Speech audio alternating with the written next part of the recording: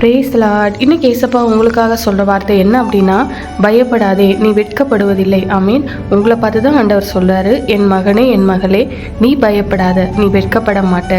நான் இந்த காரியத்தில் வெட்கப்பட்டு போயிடுவேனோ அப்படின்னு பயப்படுறீங்களா?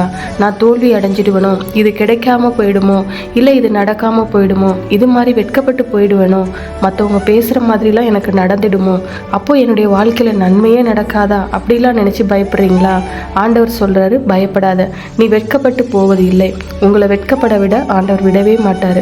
அந்த மாதிரி சூழ்நிலை வரும். இது கர்த்தர் சொல்லியிருக்காரு, அவர் செய்வார்னு நான் எல்லார்கிட்டையும் போய் சொல்லிட்டேன், ஆனால் எதுவுமே நடக்கிற மாதிரி தெரியலையே, வெட்கப்பட்டு போயிடுவோமோ அப்படின்னு கலங்குறீங்களா? ஆண்டவர் சொல்கிறாரு, நீ பயப்படாத, நீ வெட்கப்பட்டு போக நான் விடமாட்டேன்னு சொல்கிறாரு. பயப்படாதீங்க, நீங்கள் வெட்கப்பட்டு போக மாட்டீங்க, கர்த்தர் விடவும் மாட்டார்.